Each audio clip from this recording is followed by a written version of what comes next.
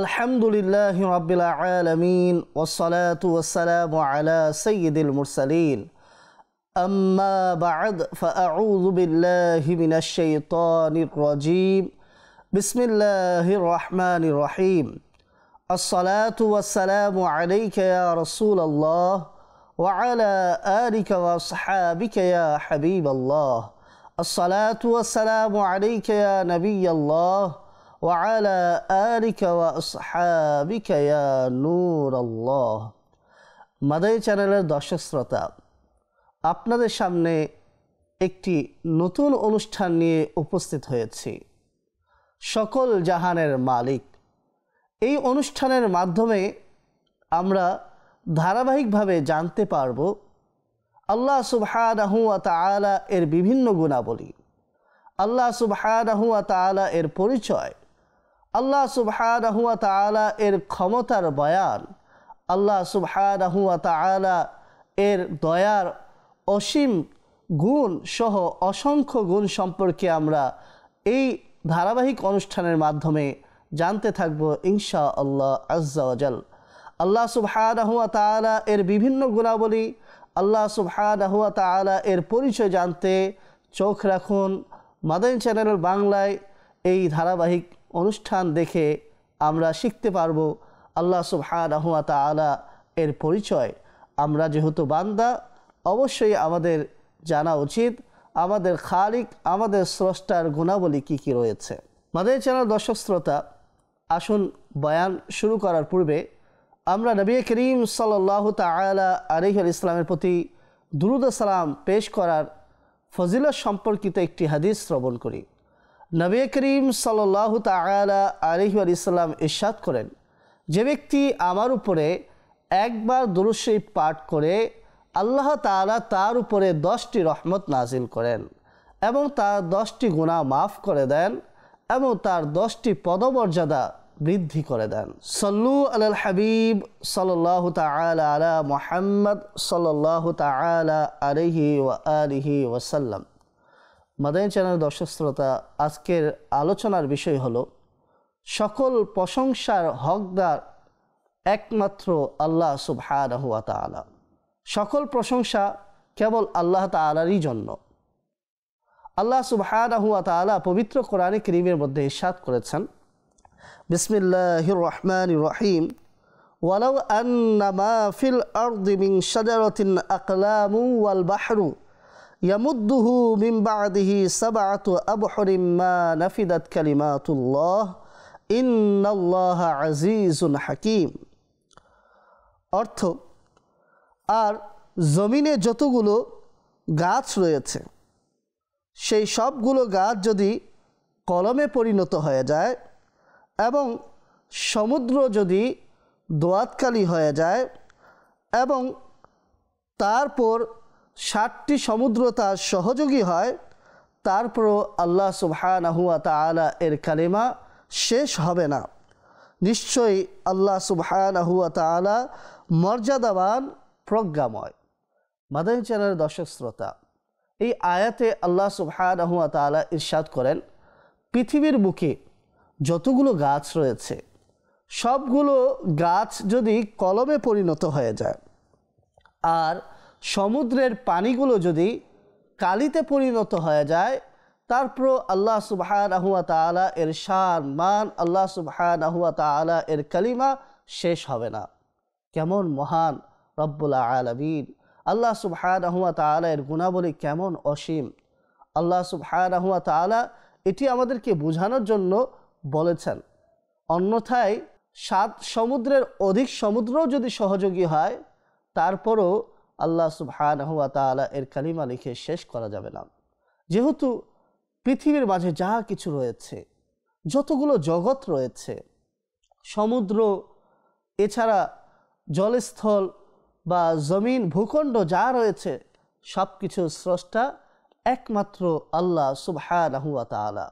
তো এই সবগুলোর নেয়ামত দেখার পরে আল্লাহ তাআলার শুকরিয়া আদায় করা, আল্লাহ তাআলার প্রশংসা আদায় করা, আল্লাহ সুবহানাহু ওয়া তাআলা এর প্রশংসা করা, এটাই মাখলুকের কর্তব্য, মাখলুকের দায়িত্ব। তো প্রাণপ্রিয় ইসলামী ভাইয়েরা, আমরা এই আয়াতের ভাবার্থ থেকে বুঝতে পারি কেবলমাত্র আল্লাহ তাআলাই সকল প্রশংসার হকদার। যতই আল্লাহ তাআলার প্রশংসা করা হবে হক আদায় হবে না।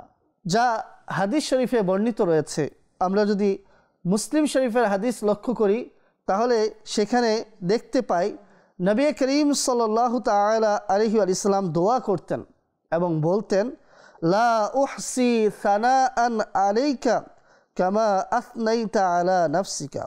হে আল্লাহ, আমি তোমার প্রশংসা সেভাবে করতে পারবো না যেভাবে তুমি নিজেই নিজের প্রশংসা করেছো। রাসূল করিম সাল্লাল্লাহু তাআলা আলাইহি ওয়াসাল্লাম, যিনি সৃষ্টিকুলের সরদার, সৈয়দুল আম্বিয়া, রাহমাতুল লিল আলামিন সাল্লাল্লাহু তাআলা আলাইহি ওয়াসাল্লাম নিজেই ইরশাদ করছেন, হে আল্লাহ, আমি তোমার সেভাবে প্রশংসা করতে পারবো না যেভাবে তুমি নিজেই নিজের প্রশংসা করেছো। এখান থেকে স্পষ্ট হয়ে গেল আল্লাহ সুবহানাহু ওয়া তাআলা এর কামা হাক্কুহু, অর্থাৎ যেভাবে প্রশংসা করা উচিত সেভাবে প্রশংসা কেবলমাত্র আল্লাহ তাআলাই করতে পারেন। এছাড়া কোনো মাখলুক যতই প্রশংসা করুক না কেন আল্লাহ সুবহানাহু ওয়া তাআলা এর প্রশংসার হক আদায় হবে না। কেননা আল্লাহ তাআলা অসংখ্য মাখলুক সৃষ্টি করেছেন, আল্লাহ তাআলা অসংখ্য নেয়ামত প্রদান করেছেন। আল্লাহ সুবহানাহু ওয়া তাআলা তার বান্দাকে প্রতিটি মুহূর্তে নেয়ামত দ্বারা ধন্য করছেন। তাই যতই প্রশংসা করা হোক আল্লাহ সুবহানাহু ওয়া তাআলা এর হক আদায় হবে না। মাদানী চ্যানেলের দর্শক শ্রোতা, ইমাম ইবনে কাসির যে আয়াত আমি তেলাওয়াত করেছি এই আয়াতের ব্যাখ্যায় বলেন যে এখান থেকে যেন এটা না মনে করা হয় যে আয়াতে বলা হয়েছে সমুদ্র যদি কালি হয়ে যায় আর সেই সমুদ্রকে আরও 7টি সমুদ্র সহযোগী হয় তারপরও আল্লাহ সুবহানাহু ওয়া তাআলা এর কালিমা শেষ হবে না, এটা শুধুমাত্র আধিক্য বোঝানোর জন্য বলা হয়েছে। অন্যথায় 7 সমুদ্রের অধিক সমুদ্রও যদি কালিতে পরিণত হয়ে যায় তারপরও আল্লাহ সুবহানাহু ওয়া তাআলা এর কালিমা লিখে শেষ করা সম্ভব নয়। মাদানী চ্যানেলের দর্শক শ্রোতা, এভাবেই যদি আমরা আরেকটি আয়াতে লক্ষ্য করি স্পষ্ট হয়ে যায় একমাত্র আল্লাহ তাআলাই সকল প্রশংসার হকদার। বিসমিল্লাহির রহমানির রহিম। আলহামদুলিল্লাহিল্লাযী খালাকাস সামাওয়াতি ওয়াল আরদা ওয়া জাআলায যুলুমাতি ওয়ান নূর সুম্মাল্লাযীনা কাফারু বিরাব্বিহিম ইয়া'দিলুন। অর্থ, সকল প্রশংসা সেই মহান রব্বুল আলামিনের জন্য যিনি আসমান এবং জমিনকে সৃষ্টি করেছেন এবং যিনি আধার ও আলোকে সৃষ্টি করেছেন। অতঃপর কাফেররা তাদের প্রতিপালকের সমকক্ষ সাব্যস্ত করে। এই আয়াতেও আল্লাহ সুবহানাহু ওয়া তাআলা নিজের প্রশংসার কথা বলেছেন যে সকল প্রশংসা হলো সেই মহান রব্বুল আলামিনের জন্য যিনি আসমান জমিনকে সৃষ্টি করেছেন। এখান থেকে ওই সকল ব্যক্তিদের খণ্ডন করা হয় যারা আল্লাহ সুবহানাহু ওয়া তাআলাকে ছেড়ে বাতিল মাবুদের ইবাদত করে, যারা আল্লাহ সুবহানাহু তাআলা এর অংশীদার সাব্যস্ত করে, তাদের খণ্ডন করা হয়েছে যে আসমান জমিনকে কে সৃষ্টি করেছেন? শুধুমাত্র আল্লাহ সুবহানাহু ওয়া তাআলা সৃষ্টি করেছেন। আল্লাহ তাআলা যেহেতু আসমান জমিন একাই সৃষ্টি করেছেন, আল্লাহ তাআলা এক ও অদ্বিতীয়, তার কোনো অংশীদার নেই। আল্লাহ সুবহানাহু ওয়া তাআলা আধার সৃষ্টি করেছেন, আলো সৃষ্টি করেছেন, সব কিছু স্রষ্টা যেহেতু মহান রব্বুল আলামিন, সুতরাং সকল প্রশংসার হকদার কেবল আল্লাহ সুবহানাহু তাআলাই, আর কেউ সকল প্রশংসার হকদার নয়।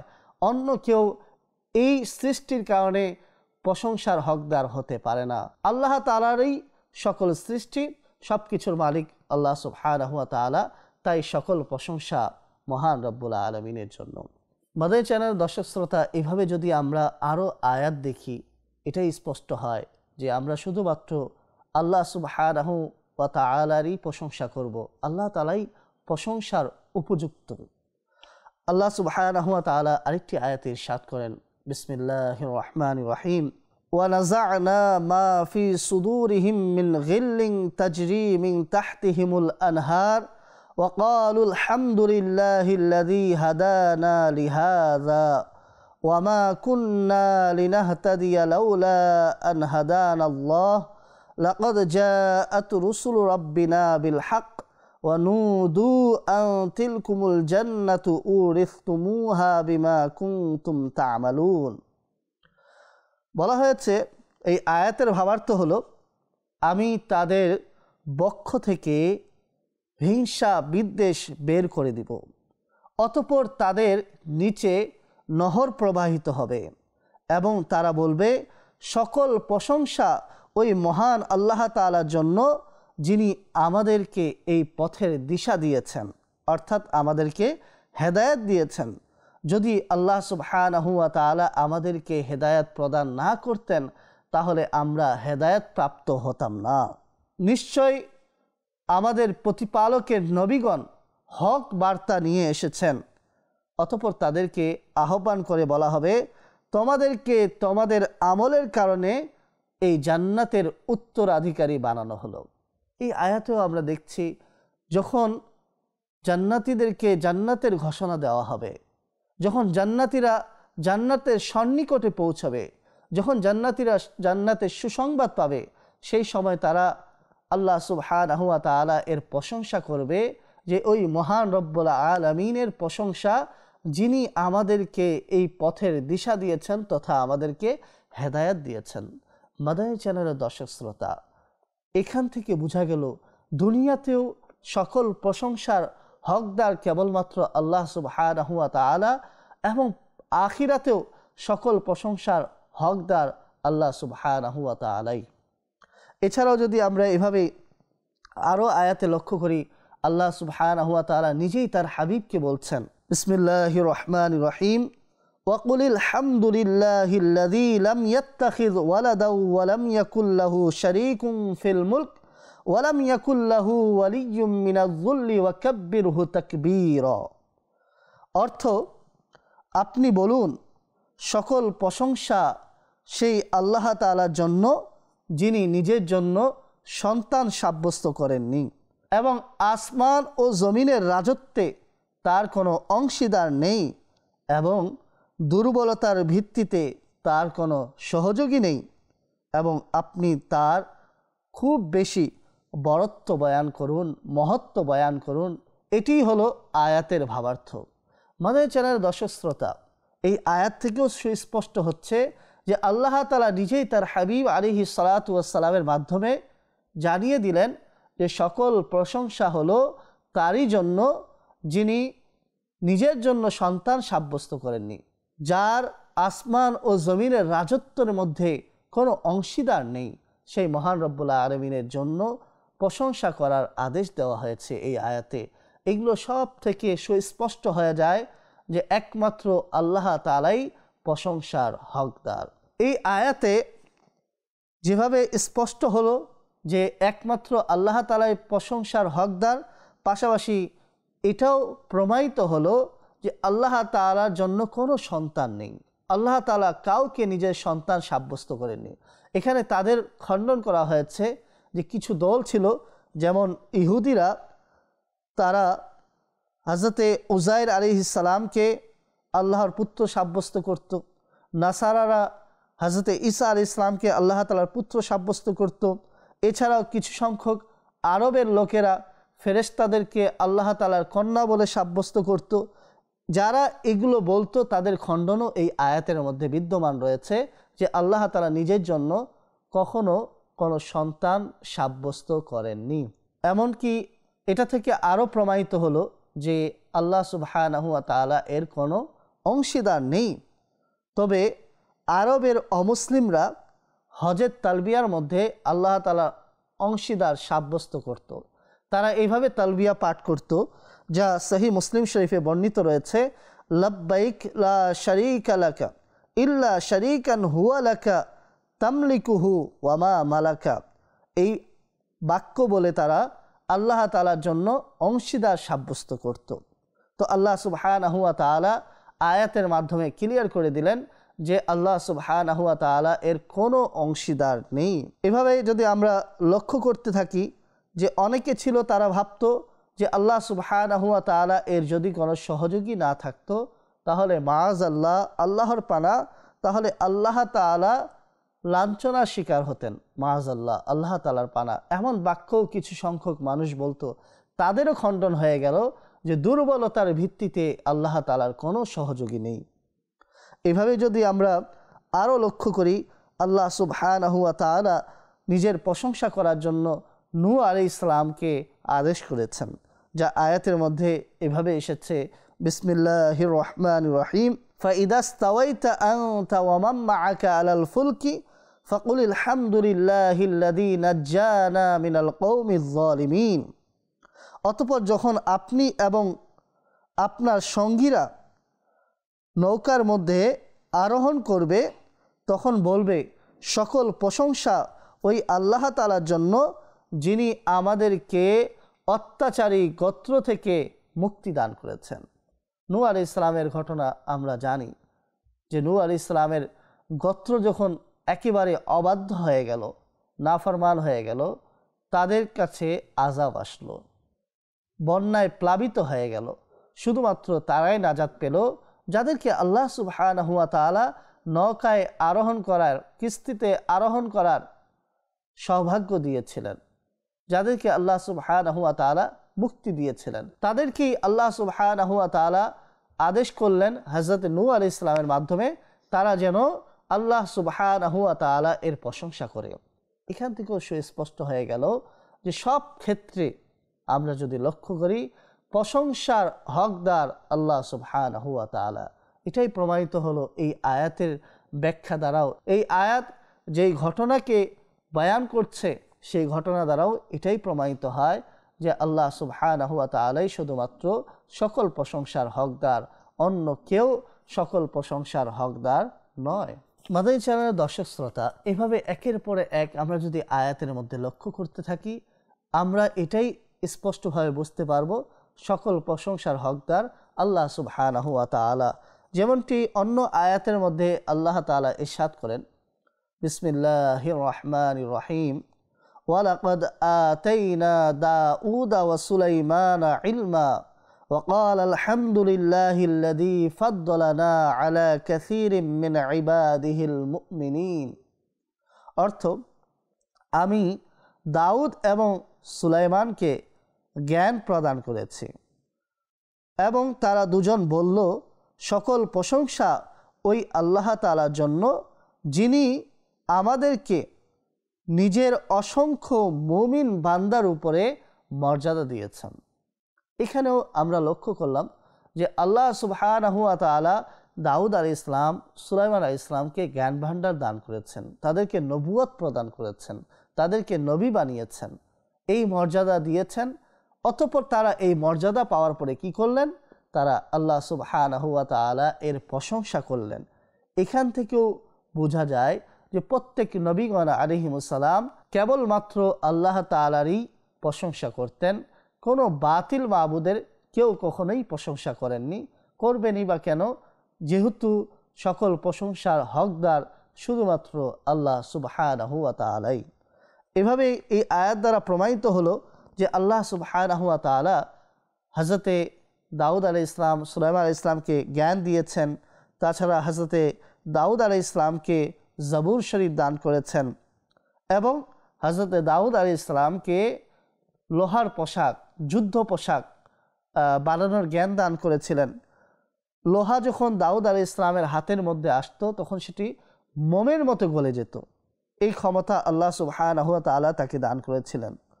অতঃপর দাউদ আলাইহিস সালাম এবং সুলাইমান আলাইহিস সালাম উভয়ই আল্লাহ সুবহানাহু ওয়া তাআলা এর প্রদত্ত ক্ষমতায় পাখিদের কথাবার্তা বুঝতে পারতেন।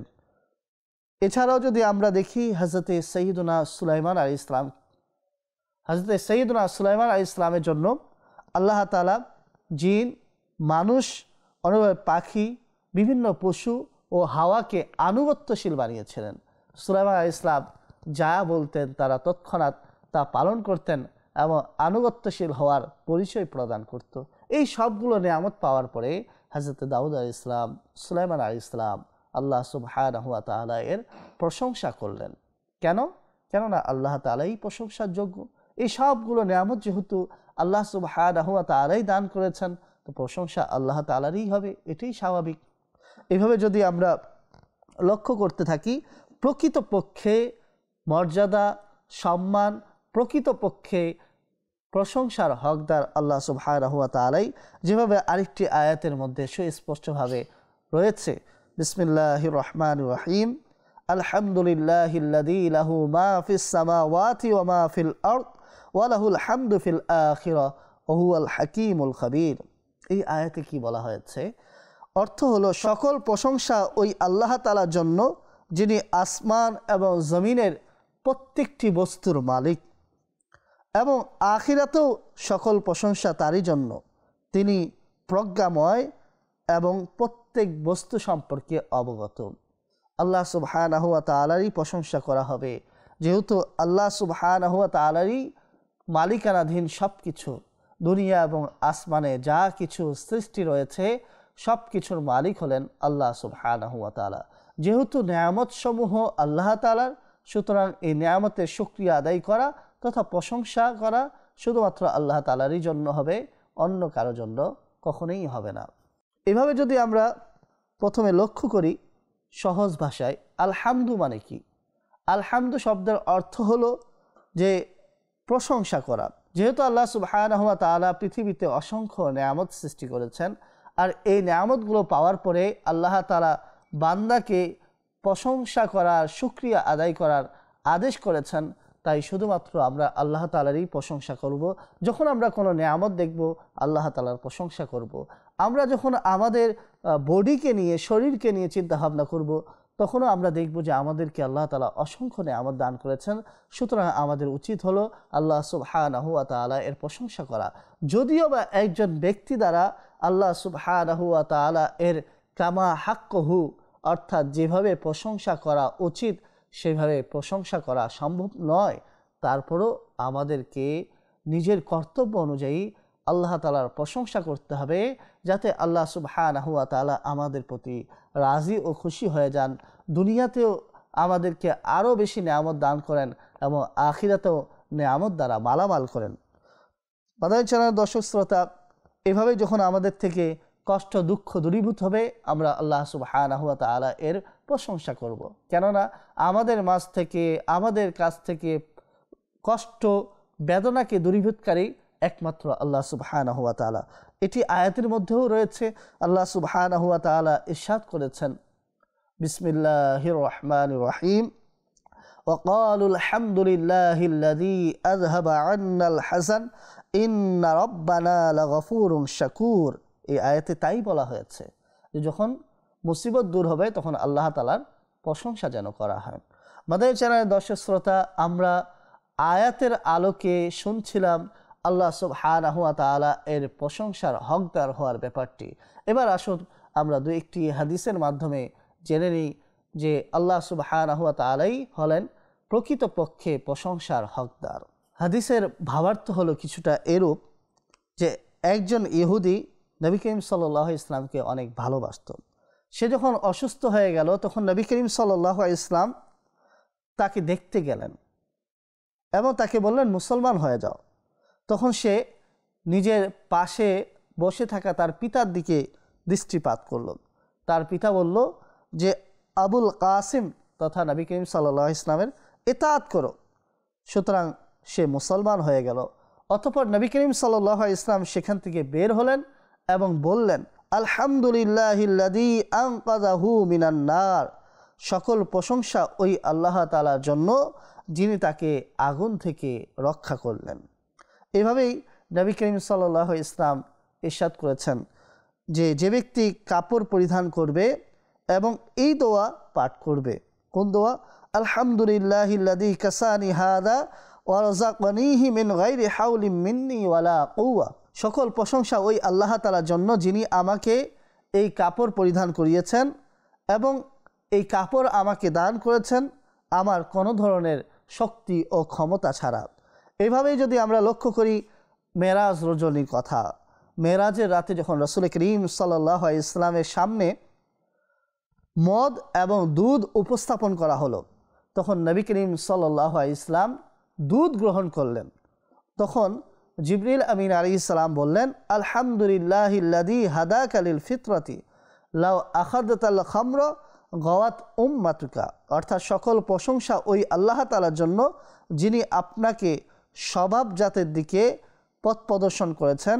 কেননা যদি আপনি মদ গ্রহণ করতেন তাহলে আপনার উম্মত পথভ্রষ্ট হয়ে যেত। মাদানী চ্যানেলের দর্শক শ্রোতা, এখান থেকেও আমরা বুঝতে পারলাম সর্বক্ষেত্রে আল্লাহ তাআলার প্রশংসা করা। এভাবে নিদ্রা থেকে জাগ্রত হওয়ার পরে আমাদেরকে যে দোয়াটি পাঠ করতে বলা হয়েছে তার মধ্যেও রয়েছে আল্লাহ তাআলার প্রশংসা। আসুন আমরা দোয়াটি শ্রবণ করি, যা সহিহ মুসলিমের মধ্যে বর্ণিত রয়েছে। আলহামদুলিল্লাহিল্লাযী আহইয়ানা বা'দা মা আমাতানা ওয়া ইলাইহিন নুশুর। মাদানী চ্যানেলের দর্শক শ্রোতা, আমরা যা কিছু শ্রবণ করেছি আল্লাহ সুবহানাহু ওয়া তাআলা আমাদেরকে এর উপরে আমল করা, অন্যের নিকট পৌঁছে দেওয়ার তৌফিক দান করুন। আবারও দেখা হবে নতুন পর্বের সাথে, নতুন একটি নির্দিষ্ট বিষয় নিয়ে। সাল্লু আলাল হাবিব সাল্লাল্লাহু তাআলা আলা মুহাম্মদ সাল্লাল্লাহু আলাইহি ওয়াসাল্লাম।